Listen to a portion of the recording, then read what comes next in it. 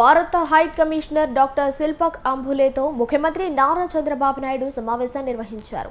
ఈ సమావేశంలో మంత్రులు పొంగూరు నారాయణ, నారా లోకేష్, టీజీ భరత్లతో పాటు ఏపీ ప్రభుత్వాధికారులు పాల్గొన్నారు. ఈ సందర్భంగా వివిధ రంగాల్లో సింగపూర్ ప్రగతి, గ్రోత్ రేట్, ప్రభుత్వ పాలసీలు, సింగపూర్లో భారతీయుల కార్యకలాపాలను భారత్ హై కమిషనర్ శిల్పక్ అంబులే వివరించారు.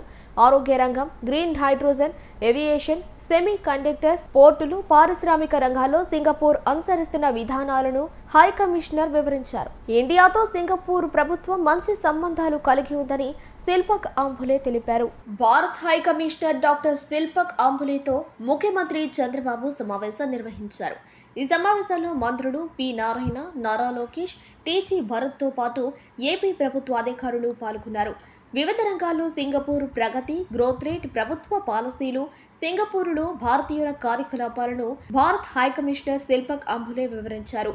ఆరోగ్య రంగం, green hydrogen, aviation, semi conductors, పోర్టులు, పారిశ్రామిక రంగాల్లో సింగపూర్ అనుసరిస్తున్న విధానాలను హై కమిషనర్ వివరించారు.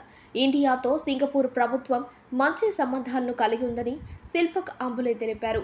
భారత్లో ప్రత్యేకించి ఏపీలో పెట్టుబడులకు సింగపూర్ సంస్థలు ఆసక్తిగా ఉన్నాయని, సింగపూర్ ప్రభుత్వంలో స్థానిక పారిశ్రామిక వర్గాల్లో సిబిఎన్ బ్రాండ్కు ప్రత్యేక గుర్తింపు ఉందని తెలిపారు. అనంతరం సీఎం మాట్లాడుతూ గతంలో సింగపూర్తో కలిసి అమరావతి ప్రాజెక్టును చేపట్టామని తెలిపారు. కొన్ని కారణాల వల్ల రాజధాని అమరావతి ప్రాజెక్టు నుంచి సింగపూర్ బయటకు వెళ్లిందని తెలిపారు.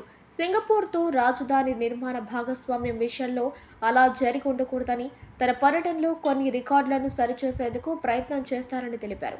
ఏపీ ప్రభుత్వం తీసుకొచ్చిన కొత్త పాలసీలు, పెట్టుబడులకు గల అవకాశాలను వివరించారు. గ్రీన్ ఎనర్జీ రంగంలో 160 గిగావాట్లు ఉత్పత్తి లక్ష్యంగా పెట్టుకున్నామని తెలిపారు. గ్రీన్ హైడ్రోజన్ ప్రాజెక్టులు ఏపీలో ఇప్పటికే పట్టాలెక్కాయని సీఎం వివరించారు. ఇండియా క్వాంటమ్ మిషన్లో క్వాంటమ్ వ్యాలీ అమరావతిలో ఏర్పాటు చేస్తున్నట్లు వెల్లడించారు. విశాఖలో గూగుల్ డేటా సెంటర్ ఏర్పాటు అవుతుందని వివరించారు.